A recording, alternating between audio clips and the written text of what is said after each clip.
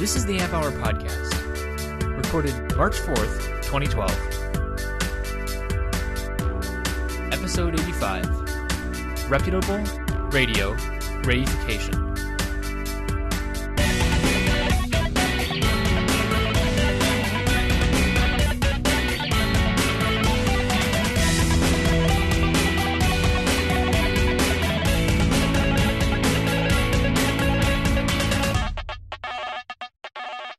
Welcome to the Amp Hour. I'm Dave Jones from the EEV blog. And I'm Chris Gamble of Chris Gamble's Analog Life.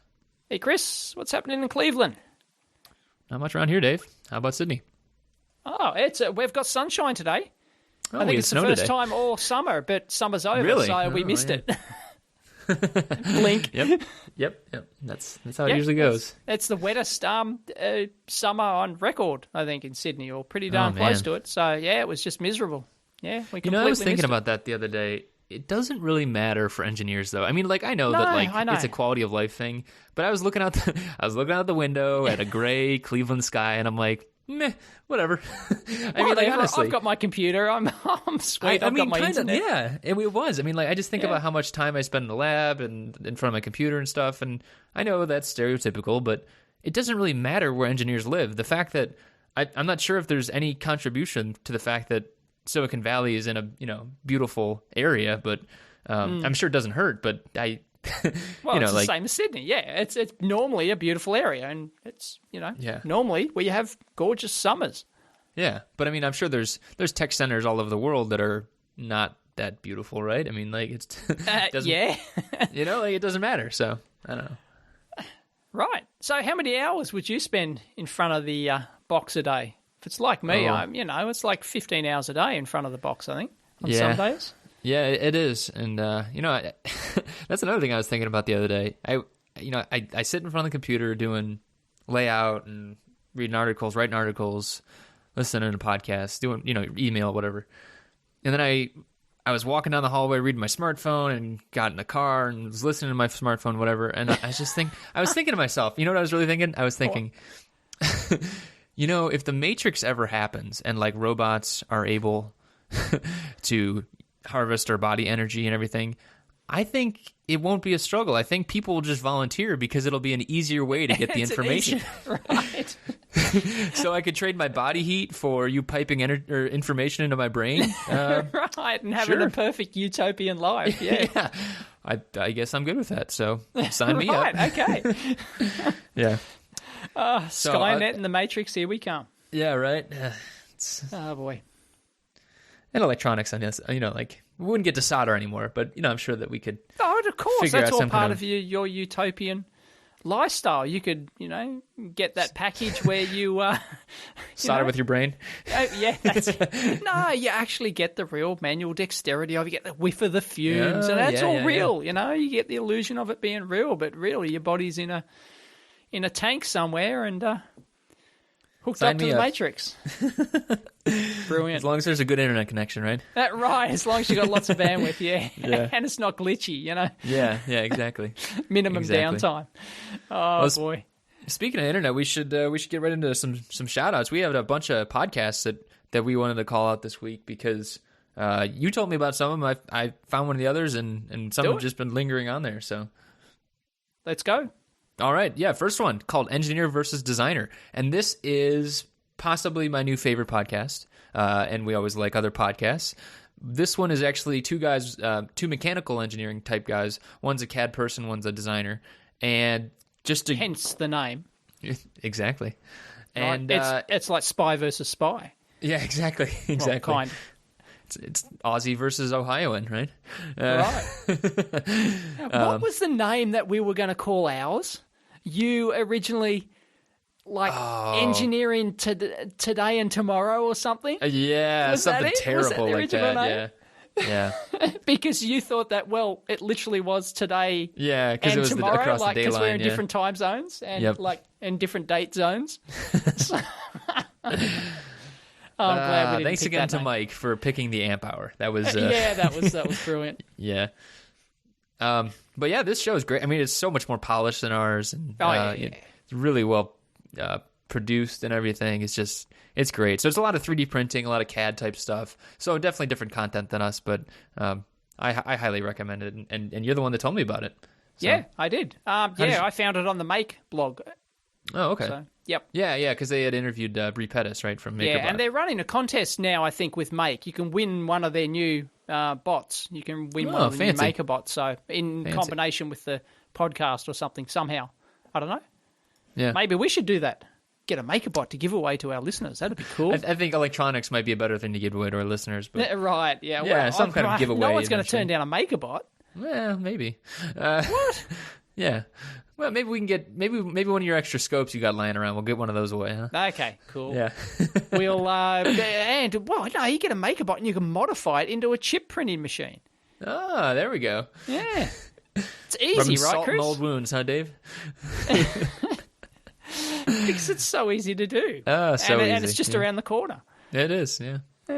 Had to get that win. I haven't had it for a while. There I know, you go. just bingo. a nice little jab there, huh? Just take that, Chris.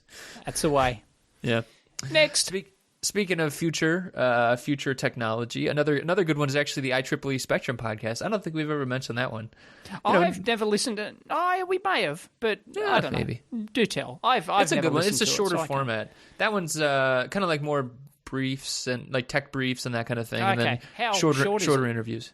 What's that? How short is it? What like time is it? 10 to 15 minutes per. Okay. Yeah. So for those with shorter attention spans and shorter commutes to work, I guess. Yeah, and that's a good. And they do some really good industry stuff. Like they had one yesterday where they were or the other day they were interviewing people from Yahoo Labs was one, and just a lot of stuff across the. Obviously, the IEEE is very well connected. I don't think we need to. No, exactly. Talk we talked about them a lot on here. Yeah. Hey, yeah, I think it'd be interesting. Have we ever done a survey on where our listeners listen to the Amp Hour? We did a long time ago. So right. Okay. Maybe it's time might for be an a good update. time. Yeah, it might be. Because we're over, we think, 4,000 listeners now. Woohoo! Yay! Pretty awesome. Yeah, That's great. if our new stats on Libsyn are to be believed. Yeah, we've got a regular, consistent audience over 4,000. Fantastic. Awesome. Thank you, guys. Thank you so much. And it's great. I mean, we're the biggest electronics podcast we know about.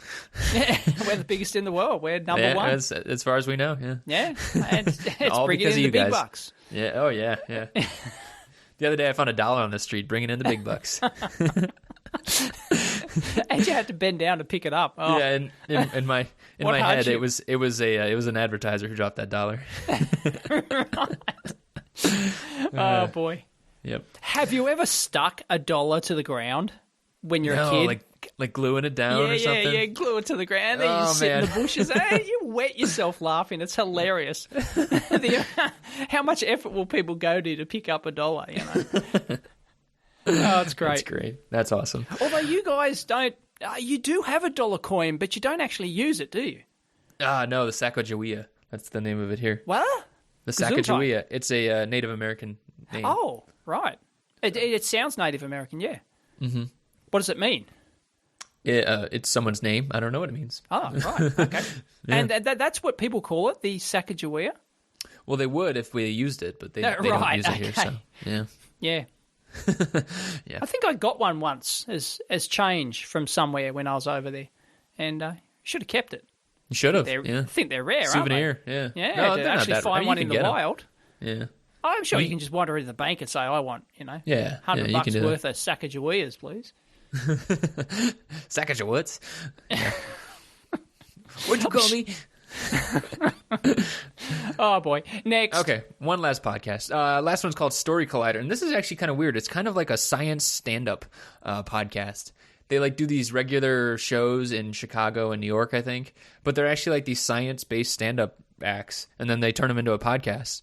It's called the Story Collider, and I found out about it on Twitter. And I forget who had mentioned it, but it's pretty good. There's some really funny anecdotes out there, and so it's more like sciencey related than actual necessarily scientists, but right. Yeah, it's another good one. So Cool. I like it. Yeah. So there you go. Go listen to not really competing podcasts. no, not really. We've even advertised competing podcasts on here because we're Yeah, Not stuck up like some of the others. No one's stuck up. Come on. Some of them are. Come on. As if they're going to advertise us on the EDN one or whatever it is. I don't think they have one. They're big business, Yeah, I get that. But yeah. Anyways, we maybe we should add a section on the sidebar, like podcasts we like kind of thing. That might be nice. Okay, yes. Yeah. I think so too. I'll make a note to do that. Yeah. Yeah. Excellent. Drive like traffic. A blog you roll can. Kind of thing. Links. Yeah. Yeah. Exactly. It has that capability inside WordPress. Yeah. Yeah. Exactly. Cool. All right. Decision made. It's almost like we're not doing the show now. We're just kind of chatting, like every week. I do that on my blog. I highlight other blogs if people are producing good content. I highlight them. Yeah, and we always like site. when people tell us about it. So people know if you got a site you want to tell us about, send us an email. We actually have a shared email now. I forgot about that. Yeah, we do. It's theamphour@gmail.com. Yeah, nice and easy. So feel free it's good. It just forwards it to both of us. Yeah, no spam, please. I don't actually log in. I've never logged into there, but I get the forwards. So yeah, it works out well. Yeah, so if you got anything you want to send us, feel free. Oh. And one thing someone did send us actually. So this is like kind of a quasi sort of success story. Not really. We didn't do anything, but I got an email this morning from this guy Tom who runs the Boulder Electro Ride. That's his startup, and it's like an electronic motorcycle startup. Oh, hence right. Yeah, I was going to inquire about the name. Yep. Yeah, and so makes sense now. He was writing. He wrote on his blog, and this is how he sent me an email about it. But he is now at the Haxcelerator. Can never say that. That's the program we talked about a couple weeks back on here. Haxcelerator. Yeah, that is difficult. It is. And it's a program in Shenzhen. It's 6 weeks, I think. And they go there and develop hardware, and I get a little bit of startup cash. And then they come back to the stateside, and they pitch whatever they come up with to investors. And I think there's like 13 or 14 companies. But Tom wrote in, and so I started reading his blog, and then he found out from the show. He said, you know how I was like, oh crap, the deadline's tomorrow when we had talked about it, right? Yeah, that's right. Yeah. And so he wrote on his blog how he was listening at the gym. He went home at 10:30 p.m. and then the deadline was at midnight. He applied. No. Yeah, and he got it. And he went up and moved to China for 6 weeks. That's crazy. Wow, fantastic. Good on you. I know, that's awesome, right? So that is brilliant.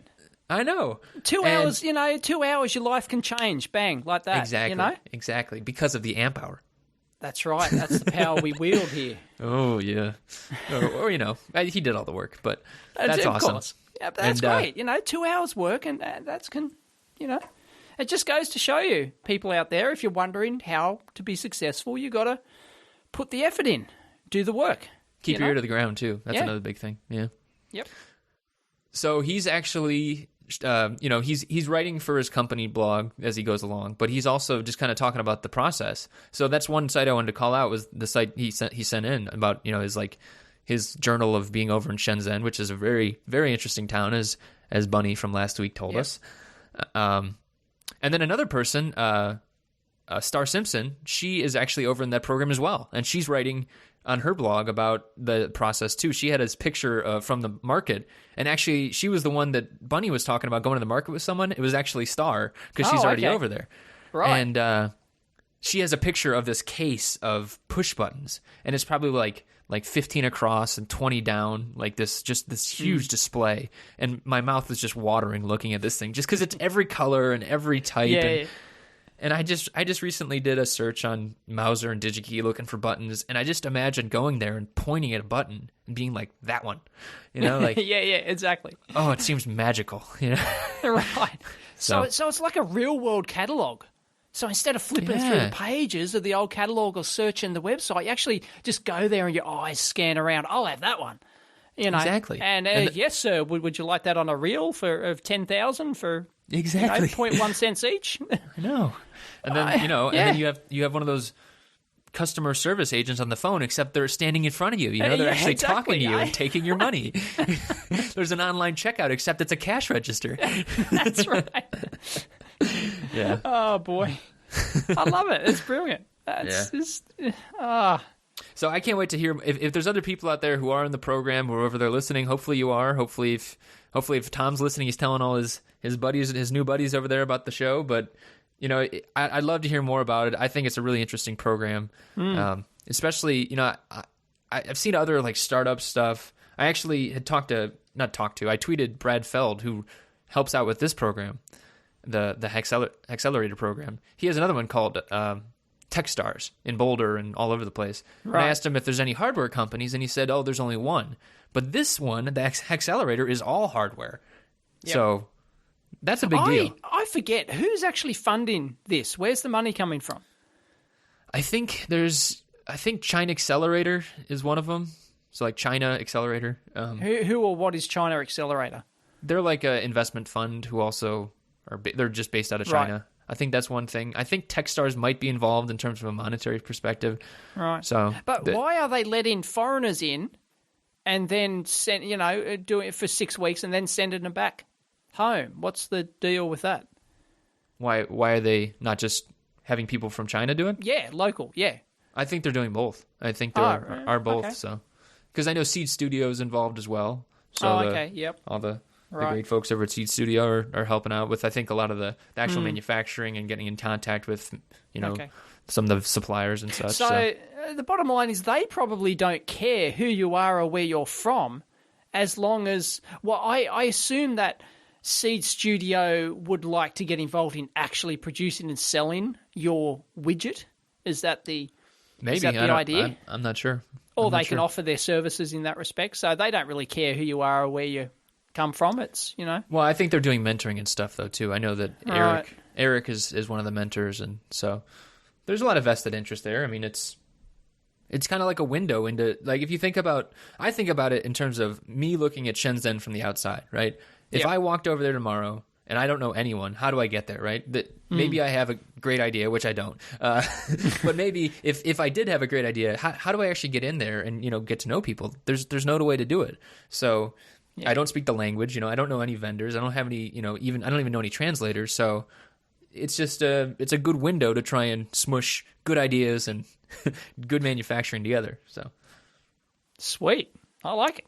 I like it a lot. So. Good on you, Tom. That's brilliant. 2 hours. And 2 hours. And he scored. I know. That's awesome. Then the next thing he knows, he's on a plane to Shenzhen. Yeah, I know. That's awesome. That's great. That's good stuff. Oh, boy. News. We've got news. Breaking news. Straight off the teletype. It's in the who cares category, but we're going to say it anyway because it's rather interesting. Dave cares, I think. I don't really care. Whatever. Lattice Semiconductor, they haven't vanished. They're still making FPGAs and PLDs. Solid number 4. A solid number with number 4 with a bullet. Yeah, in the FPGA space. Behind Actel and Xilinx and Altera. Yeah. Are they 4? Lattice are 4? Them and Actel kind of jostle for position, I think. I think Actel outdo them. Surely they outdo Lattice these days. Yeah. Anyway, So number 4 with a bullet.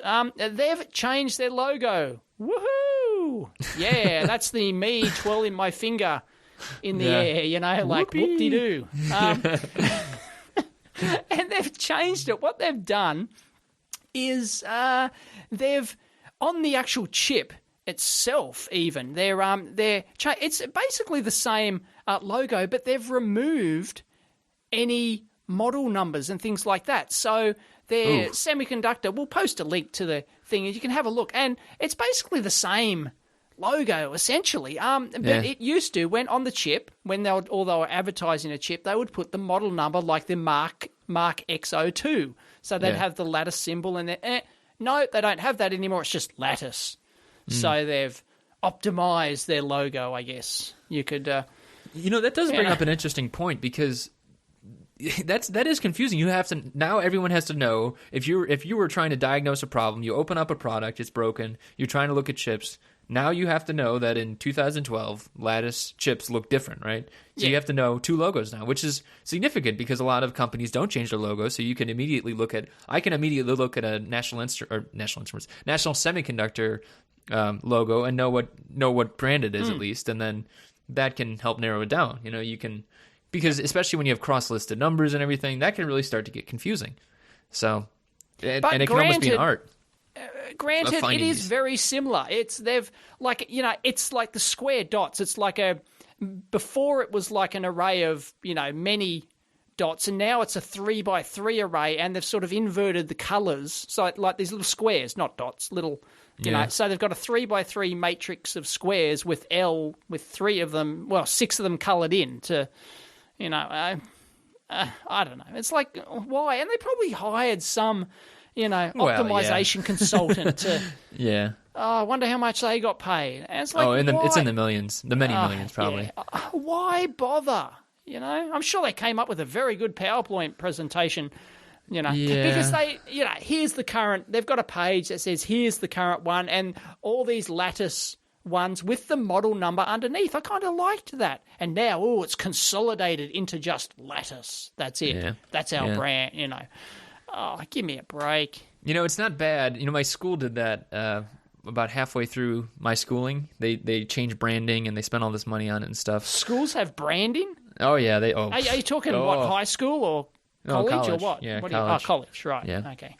And they started losing they started losing alumni support and everything. Like, you could really start to mess with stuff. I mean, I know we are an electronics podcast. We don't give a crap about marketing. But when you start to lose money because of it, then you might want to think twice. They lost money before or after? After, because they changed the logo, they changed how you said the name. Really? All the alumni got pissed. You have to think about installed base, and that kind of stinks. But it does matter. I mean, now I don't use lattice semi parts regularly, but if I did, and maybe my drawings have to change, right? In a engineering documentation system, that's hassle for me. Exactly. that does suck. So, people have to think about that, but I'm sure they calculated the cost of it, and either that or they did get suckered by some. And they're almost always wrong. Yeah, there is just no point doing it. It's like the stupid Element 14 thing. Well. It's just it's garbage. Dave's going to be yapping on about that for the rest of his life. Anyway, actually, I just had a phone call an hour or so ago from Element 14 / Farnells, whoever you want to bloody well call them, because they're still Farnells in somewhere. I think, are the UK, are they still Farnells? And then they're freaking Newark in the US, right? And then the Element 14 in Australia and somewhere, I don't know. Anyway, bloody hell. Farnell called me up, all right, and about the ESD bag thing, Oh, yeah, I did a whole your video. Yeah, they said, yes, we've gone around the world. We've gone to all our factories, including our Singapore one, and yes, there was all deficient, and we've gone through and we've changed all of our bags to static shielding bags, all of our procedures, and all of our managers all know about it, and it spread through the company like wildfire, apparently. And look at that! Look at this game changer right here. Hey, it's not the first time, and it won't be the last time, I'm sure. Yeah. There you go. Can we call it Dave Zappy Yappy Jones or something like that? Right.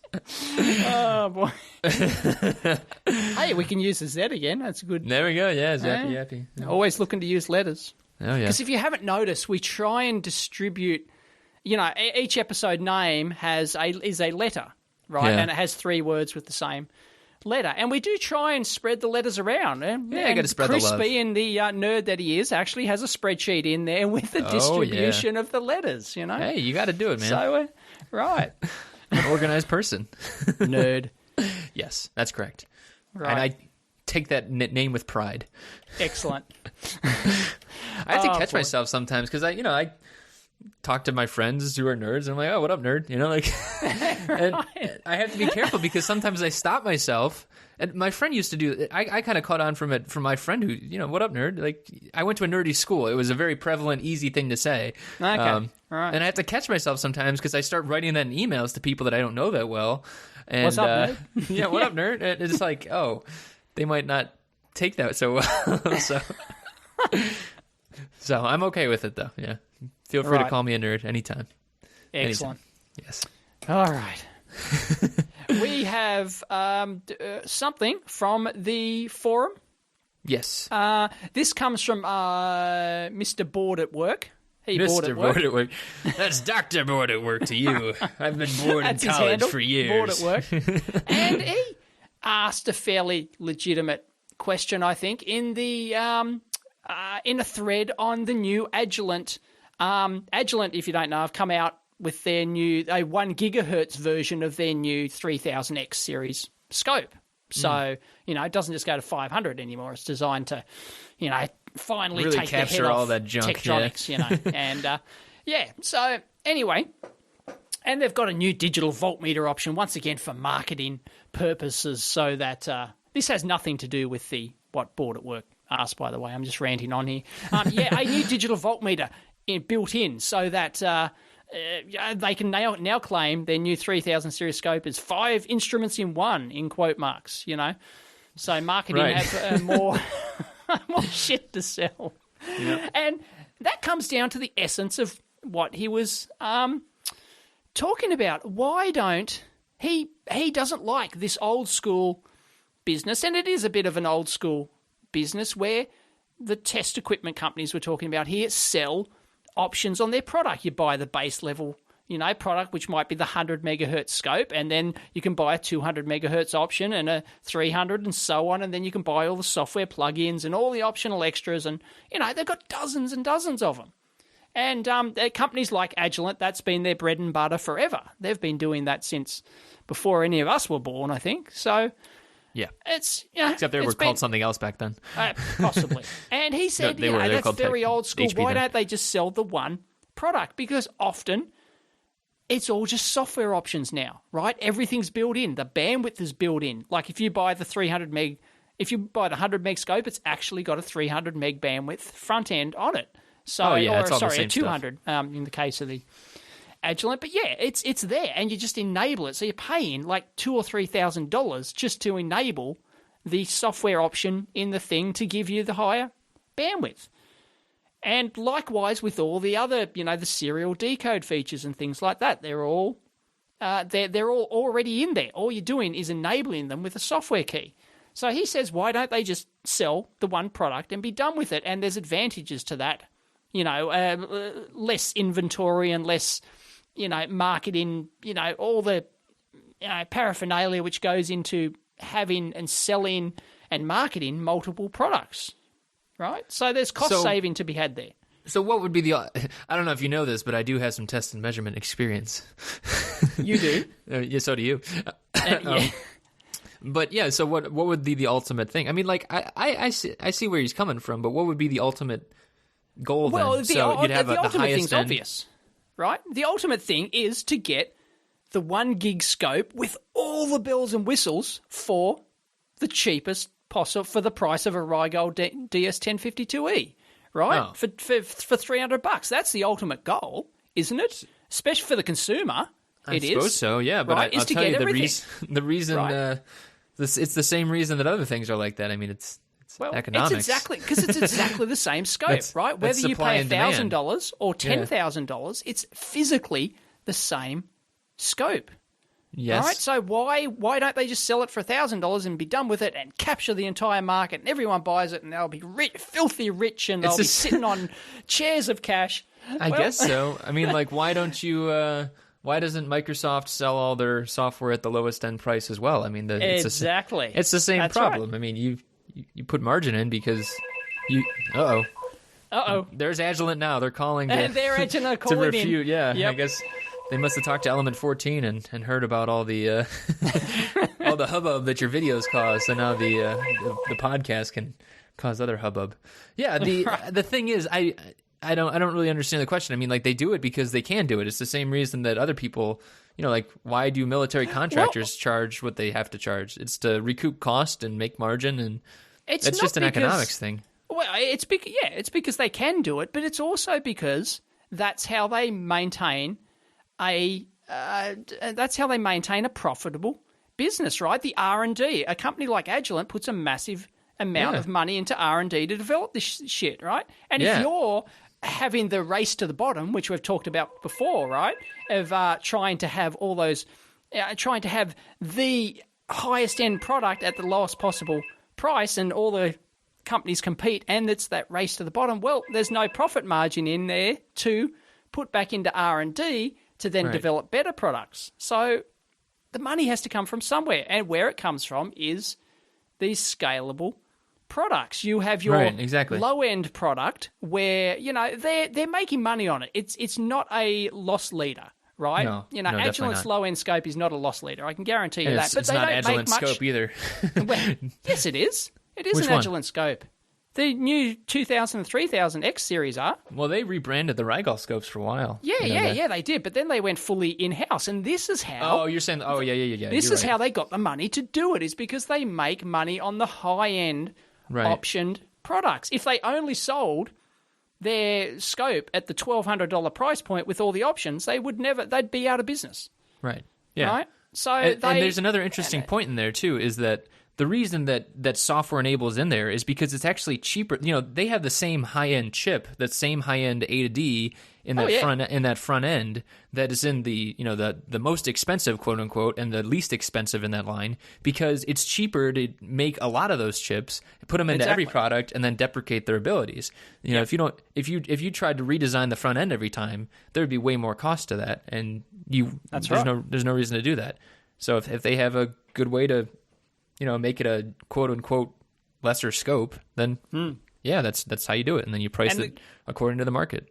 Good thing is there are winners. Well, as always, with everything, there's a winners and losers. And the winners are people at the low end who now get this high-end technology for a very low price, albeit it's a bit crippled, right, because they've lowered the bandwidth and have done a few other things. But at least you get a lot of the high-end features for a very low cost at a low, and they're making a fairly low margin on that product, right? If the company just sold that, they wouldn't survive, as I said. So where they do it, so that gives advantage at the low end, and then the mid end and the mid range stuff, they make a bit more profit margin because they option you up, and then where they really screw people over is right at the high end when you pay $2,000 for a license for just some SPI serial decoding or FlexRay serial decoding or something like that.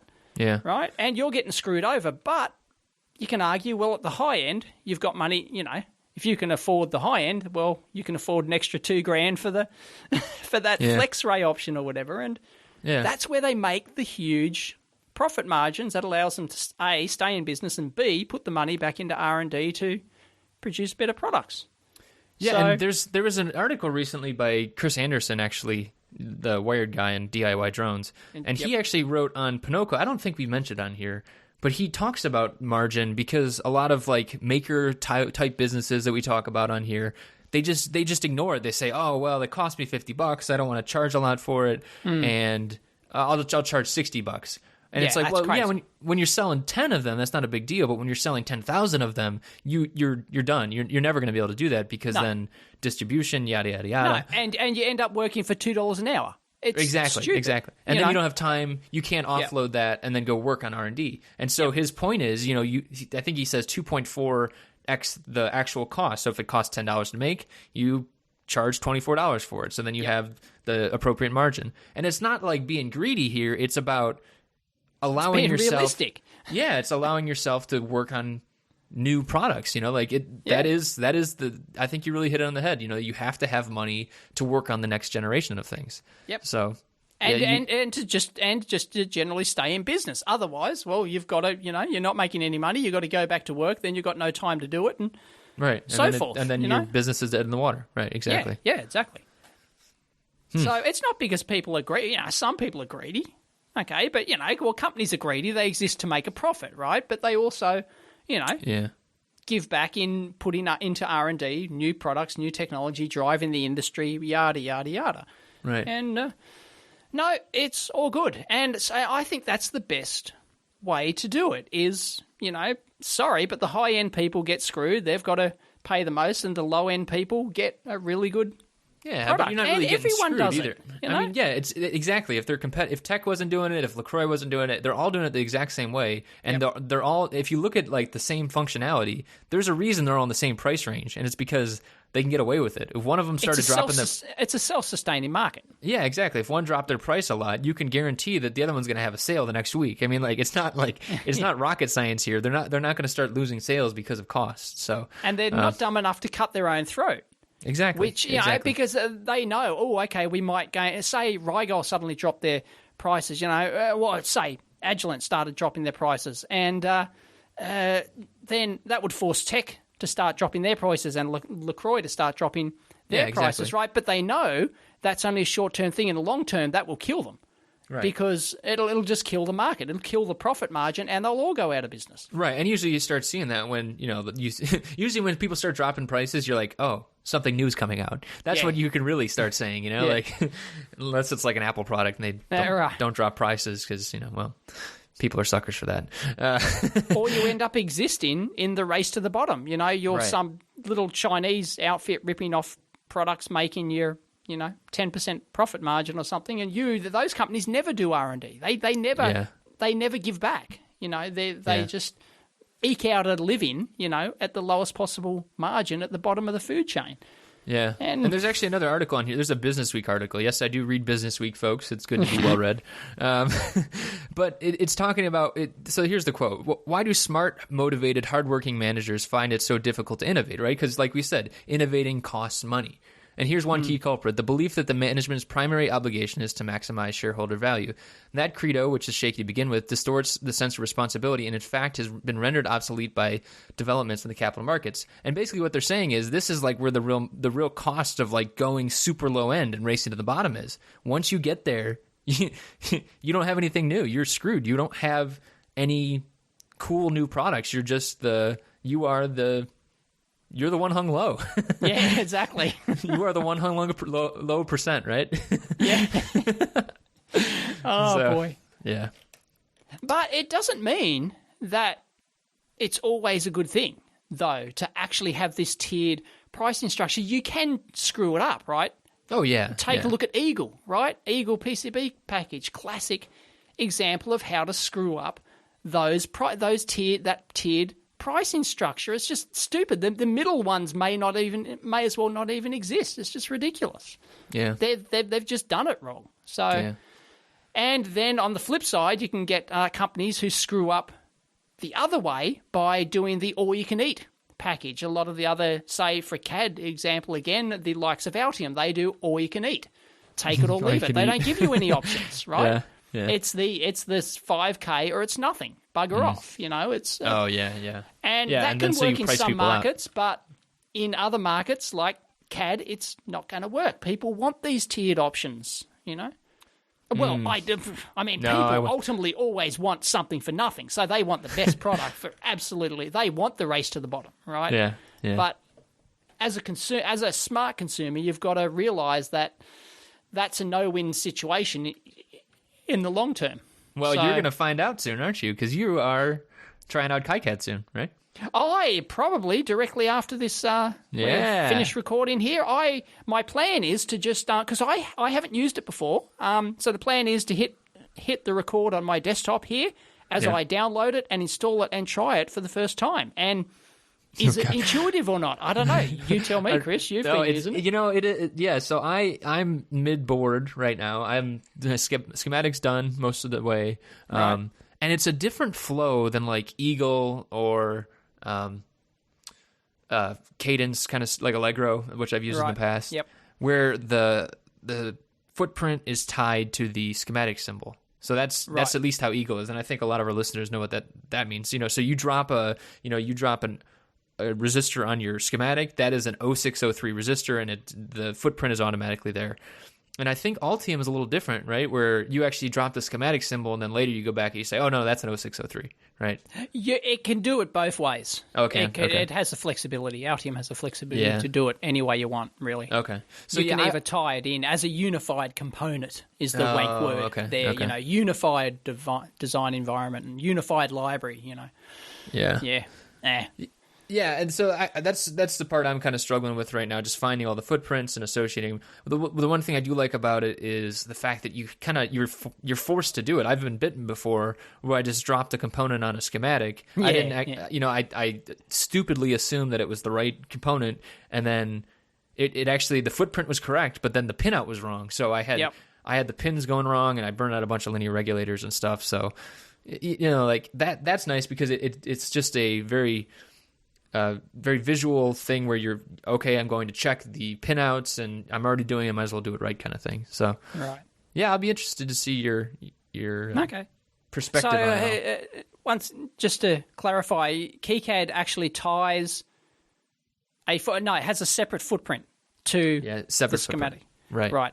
Separate footprint. Yeah, and so there's a whole program. Which I think can be, it can be good because then, okay, you've done your 0603 footprint, that exists. I mean, if you have to do it over and over again for each different, a 10K resistor, a 1K resistor, a blah, blah, blah, that's just silly.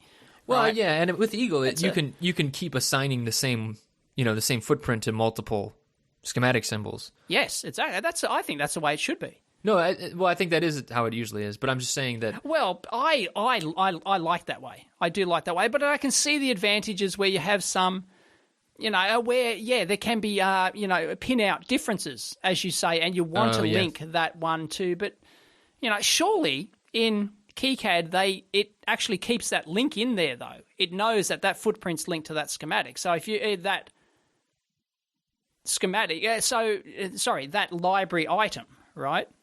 So you're saying that the schematic symbol is always linked to the same footprint? Is that what you're saying? Yes. Oh. I think there might be something about that, but like I said, I'm new to this too. So if there is a way, I'll find it later. Well, I guess I'll find out today. Yeah, exciting, huh? Yeah, that's the plan. Yeah, and because so it won't be a tutorial video because it'll just be how much pain do I have to go through to start this thing? Yeah. I started doing a tutorial. I mean, I made one KiCad video, and then I was like, well, I don't know what I'm doing. The schematic part was simple, right? But once I actually got into the other stuff, I was like, I started making a video, and I'm like, I'll figure it out first and go back and make something later. Right? Yeah. So, yeah, it's good so far though. Okay. I was gonna ask you, how do you keep track of schematics across computers? Do you use any kind of like syncing program? No, I don't. You don't? No, You're old school, like flash drive kind of stuff. Very old school, and yep. I've been using Dropbox, and I kind of like it. Okay. I mean it's good. I mean you can use a lot of different like GitHub and things like that, and I'm not into that sort of thing. Yet. I don't have enough. I don't see enough advantage in it at the moment. Occasionally, it's screwed me over. Like I forgot. Is the one on this notebook the latest version, or is the one in there? And I've accidentally copied over the old one, and I lost a day's work. That's happened. Yeah, occasionally. And at the time, you probably went and like, how am I going to fix this? And then you just didn't get a Dropbox or something similar. Anyway, I've experimented a thing where I would use my server as the master repository.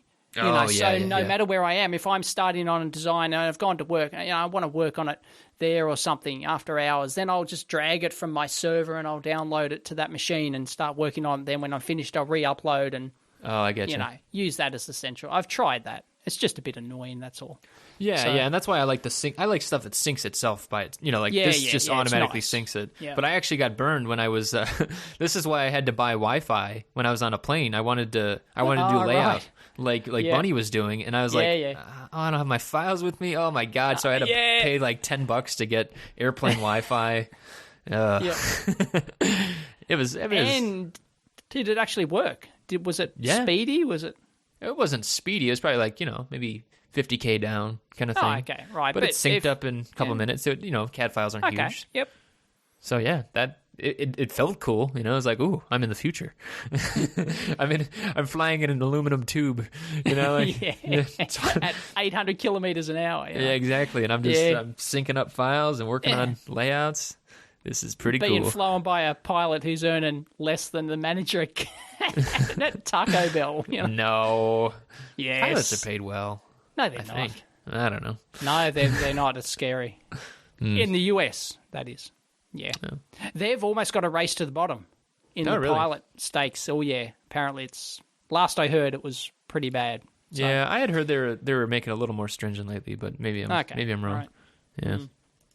Anyway.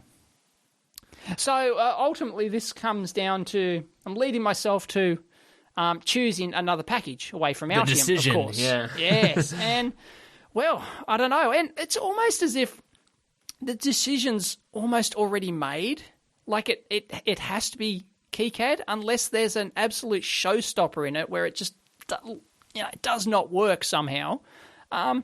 Because I don't want to promote a commercial package. I don't want to go use what Eagle you're saying and promote is you're that. a cheapskate? Is that what I'm hearing? You don't want to pay for another one? Well, because the usable version of freaking Eagle that we talked about before is $1,000, right? Right. Give me a break. Just to do a LED flasher board that's 200 millimeters long. Kiss my ass.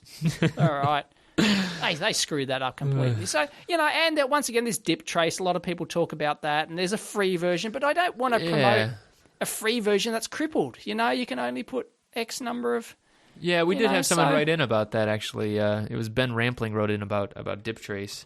Yep. And, it's what, 500... What is it? 2-layer 500 version? pins, I think, is the limit, which is better than the board size limit. Yeah. So if you had like a BGA that was like 600 pins, you don't even get that.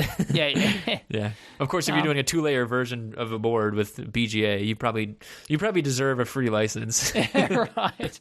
It's like 0.5 mil trace kind of thing. Oh boy. Yeah. So but once again, to get a really usable version, you got to pay for it. I think it's cheaper than Eagle, but still, it's a commercial one. So, and I really want to support KiCad. So I'm hoping, fingers crossed, that it's He's going to hate it. Yeah, well, it's usable. He's going to hate it. Well, like I said, I linked in the past episodes, I've linked a tutorial, and that helps a lot. And there's this great guy who did an intro video on the schematic tool. I don't know if you know him. Nope. It was me. Right. Yeah. So there's some stuff out there, and the wiki's pretty good for KiCad stuff. So, and then we can stop talking about it too. We can just start complaining about it like we complain about everything. Excellent. Else. Yes, that's what we need to do. That's what I look forward to. Yes. But really, I mean, a PCB CAD program should not be rocket science to use. I mean, you should not need a tutorial. You should just be able to go in there and, okay, create new component. Boom, place pads, place pins, You know, I mean, surely it's not that hard.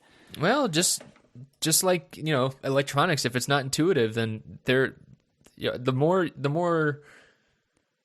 you have to think about it, right? The more your users are going to come bug you about it. The more you need tutorials, then the less popular the product's going to be. Yeah, so, exactly. I mean, everyone bitches about Eagle. It's all I ever hear about. It's so hard to use. Well, why the hell are you using it? Oh, because everyone else is using it. Bloody hell. Well, maybe you'll change that. Who knows? Maybe I'll change that. Yeah, I'll support KiCad. And Chris will be like, well, suck, right? I did it first. Mm-hmm. I'm willing to put up with, I know it's open source and free and, not totally mature yet and all that, so I'm willing to put up with a few quirks. Yeah. Hell, even Altium, locks up half the time and has quirks in every new release. So, it's nothing new there. Right. And it's like I tried to go through video editors. I went through like 5 different video editors on the market to see if something was better than Sony Vegas that I had at the time or, ULEAD Video Studio I was using. And within 10 minutes of using it, I just went, this is shit. It just does not do what I want to do. It was obvious within literally 10 minutes. I could go, that's just garbage. I cannot use this program. Yeah. And then when you find one that just works, you go, oh, beautiful. I'm home. Yeah. It's just obvious. Drag here. It's intuitive. Speaking of intuitive, have you tried the new Spice program that just got pumped out the other day? Is that online one?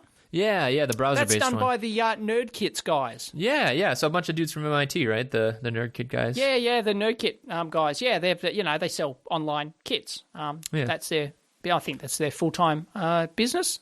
Yeah. What do you think about it? And now they've got this online. What's it called? CircuitLab.com. CircuitLab.com. Yeah. Not to be confused with Circuit Labs in New Zealand, where I got my PCBs from. Oh yeah. Oh, there you go. I want to like the idea, but I can't. I do. Why don't you like it? You do? Yeah. Well, because it's proprietary. It's not going to solve world hunger. Well, let's just get that out of the way right now. It's online, right? You can't download a local version. You're totally reliant upon this thing working online. Yeah. Screw that for starters, right? When you can download LT Spice, a perfectly usable. Oh, it's not. It's a little bit hard to use, but it's not too bad. you Well, know. what about sharing though? I mean, like you get. I mean, you got to email someone your LT Spice file. Then I like this because you could just send someone a link, and I think. Yeah, well, what's the difference between sending a file that's 20 kilobytes via email and sharing it online? I don't see the huge advantage. I'm sorry. Education based. I mean, so if you had a. I don't know. Maybe I like it. There's a little niche. There's a few people who like it. It's niche, yeah. You know, like I don't think it's going to be mainstream. It won't ever. These online tools won't ever be mainstream. I like this one more than most, so I don't know. There was some legitimate criticism about it first. I found out about it from Marjorie Connor from EDN actually, and you know, like there's some interesting criticism about it. Like you don't know how accurate the models might be, and obviously it's cranking through some server somewhere. But at the same time, I mean, this is very easy access. I mean, you could very easily start up with this. It's very intuitive in terms of dropping and dragging components. I think it's good for that. If you just want to use the simulator occasionally and you just don't want to bother installing another tool, I assume it's easy to use, right? Let's assume that it's, you know, fairly trivial to use and fairly beginner friendly. Then, okay, there's some advantage there. Yeah, especially if it's got some good output tools, you know, like capturing for documentation and stuff like that. That's pretty handy as well. Screenshot works pretty well. I mean, like okay, well, but like, does it draw your waveforms nice? Does it allow you to annotate things and things like that for documentation? Yeah, and I think it lets you download CSVs and stuff like that. So I don't know, I like it. I think it's I did have a little bit of a problem. I was doing just like a transient simulation, just like a simple RC. But and at first I was like cursing it. I was like, "Oh God, this thing sucks." Right. And then but then I was like, "Oh, I didn't put a ground in there." Just like the stuff that like any circuit simulator would, any Spice simulator would there's yell lots at you. of traps for young players. Yeah, I'm a young player now. But yeah, I am. What's their monetization model? How are they going to get money out of this? How are they going to monetize interface it with kits eventually? I'm not sure. Is it just a driver to their NerdKits website? I wonder. I don't know. I mean, they require an account if you want to save stuff, so maybe there's some value in that. There you go. No, see, fail straight away. You got to sign up. You don't have to sign up in order to use it. You just have to sign up in order to save it.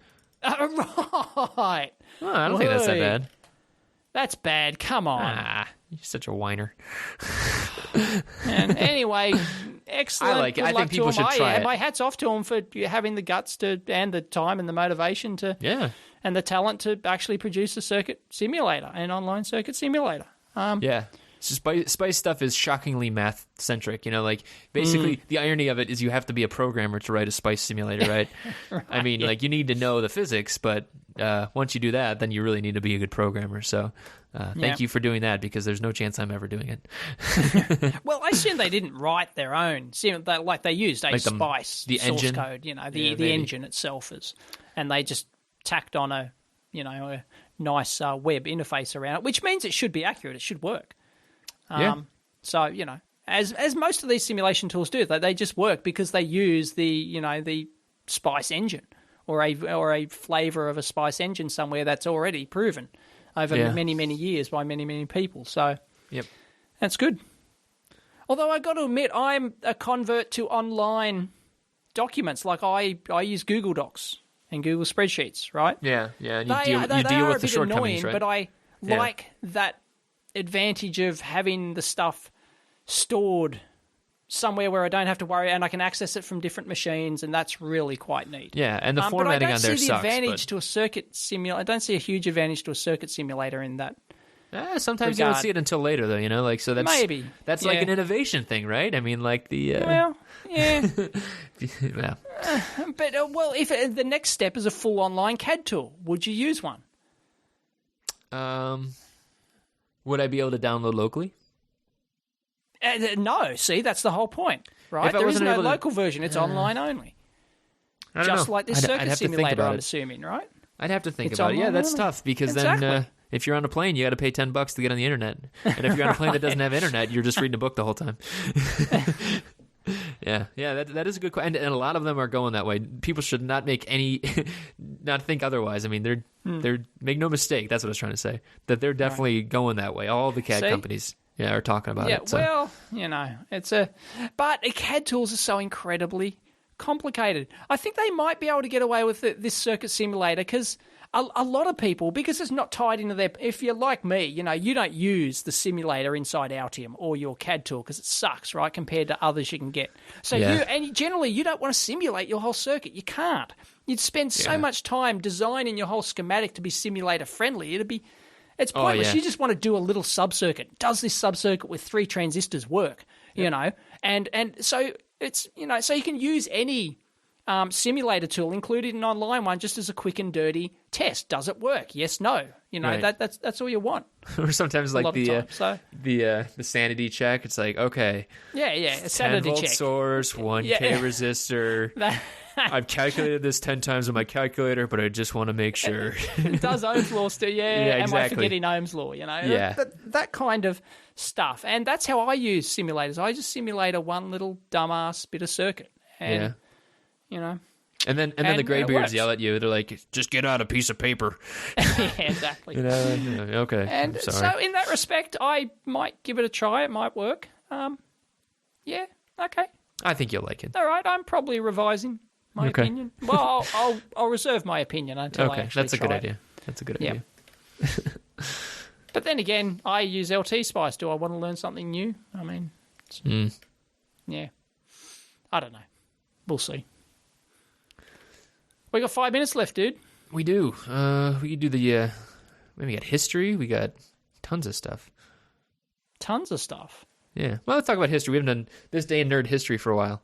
So today in history, in 1977, the first Freon-cooled Cray 1 supercomputer costing $19 million was delivered to Los Alamos, the labs in New Mexico. Yeah.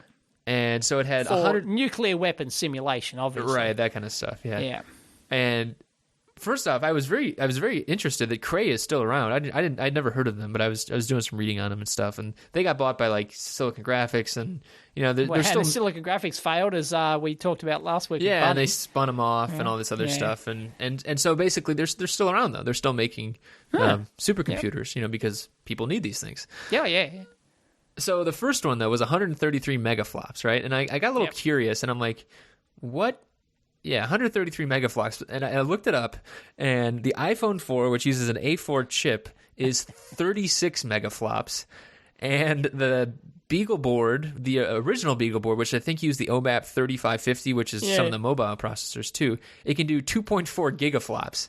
And I mean, like, I think like an i7 could do something like 500 gigaflops, and all these these graphic accelerator chips, they all do they're phenomenal. Many gigaflops. And it's just like, wow. Back then, you needed Freon-cooled $19 million. And and it had to be made into the famous circular arrangement just to keep the buses short. Yeah. Between all the boards that was slotted into this thing. And, I've seen a Cray one. It's at the Computer Museum in Silicon Valley. Oh, cool. Okay. Yeah. You were going there, weren't you? Or you were thinking about it? I'm thinking about it. I might be going out to Silicon Valley area later this year, or midway through the year. But actually, we should mention that because I saw that on April 25th, when Jeff came back he went to the museum and he took a bunch of pictures of the Jim Williams exhibit. They're closing on April 25th. They're taking down his bench. Right. So if people are interested in that kind of thing, I don't think I'm going to make it. Yeah, but you got to get out there. So if you're interested in that kind of thing. What happens to it? It just goes into a dusty archive somewhere? I don't know. Maybe it goes back. Maybe it goes to his widow's house or his son's house or something. But it won't. As far as I know, that it's the exhibit is over then. Maybe it gets put in a corner. Like auctioned maybe it's on eBay? Ooh. That'd be nice. How the hell would you ship it? You do it how they shipped it there. They saran wrap the whole thing. Yeah. But yeah, so if people are interested in that, they should definitely get there. But I don't think I will, unfortunately. And neither will you. No, bummer. No, I'm not going to the US, I'm afraid. Next time. Yep, next time. Dave's going straight to Ohio next time. He's going to just go straight to the source of awesome. Oh boy, Cleveland, the home of awesome. Yes, the home of awesome. Right. Oh boy, unbelievable. Yeah. All right, what else we got? You have a chip of the week from a long time ago. A long time ago. Oh, yeah. That's, very quickly. Linear technology. I've been playing around with the LT3080, as you know, in my power supply, but they have a switch mode version of that, essentially, which is kind of cool. So it actually goes down to 0 volts on the output, just like the LT3080.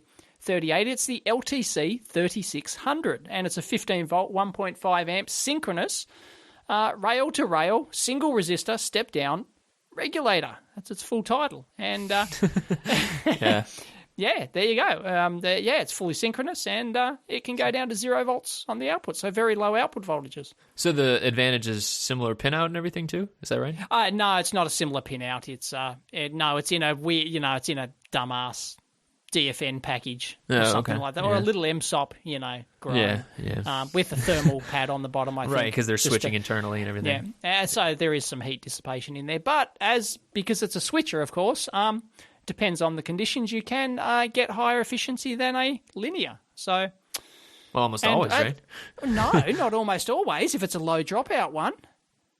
Low dropout if it's linear? a low dropout linear and your voltage differential is not that large, linears can actually... A lot of people just assume that switch modes are more efficient than linear. They may not be. Yeah. Do the math. Go through it. That's a good point. Actually, as you approach linears that... actually can be lower. Drop. Lower... higher efficiency, sorry. Yeah, that's a good point. Yeah, because you always lose some in the diode drops of a switcher, right? A switcher has some losses. They're not perfect. They're going. A really good one might be peaking at 90% at just. Actually, this one does actually peak at 90%, but that's only at a specific load current. That's like 800 milliamps load current. If you go either side of that, it's going to drop off. These curves aren't flat on a switch mode. They've got a hump in them. Yeah, that's always killer because you look at look at the top line spec, you're like, 95%. Oh. I know, yeah. And you get in there, and that only applies at as Murphy would dictate, at the current that you don't want to use it at. Yeah, exactly. It's like, well, of course I need 25 amps. Why not, right? Yeah, that's right.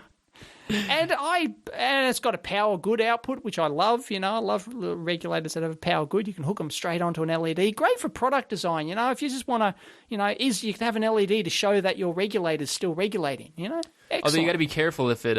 You got to make sure it's not switching as fast as your power is. Like, so if it keeps flipping in and out, but a LED state, like if it's like a high enough duty cycle that it looks like it's always on, but it's actually just a dim LED. Yeah, that is a good idea though. Darn persistence of human vision. Yeah, right. Yeah, was it 30 milliseconds or something like that? The limit is? I don't know, something like that. Yeah. What was it? 15 times a second over that? 16, 17 times a second over that. You can't technically see the straight on, but maybe if you look sideways or something, you can see. I don't know, something weird like that.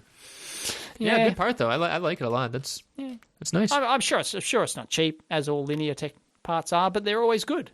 Yep. So, you pay for quality. You do. That's chip of the week. All right. Well, speaking of paying for quality, no one has. Some of our sponsors our donors have paid, but they're not getting. They're getting the same quality as everybody else, and we apologize for that.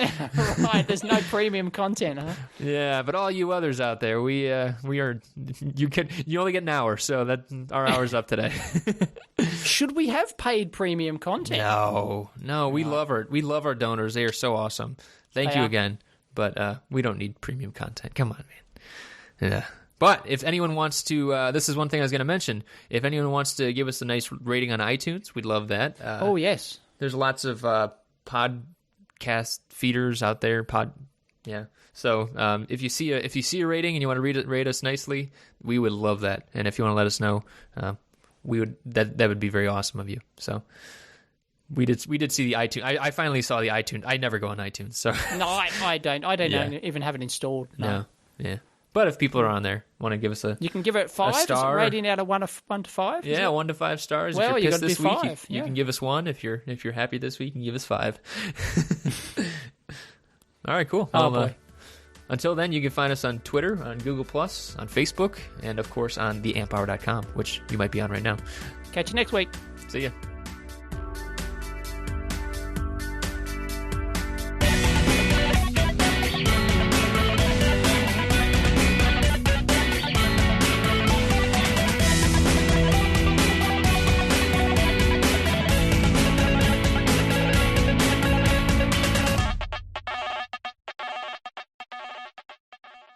Now I've committed myself. I hate committing myself. Yeah, you're screwed. Oh,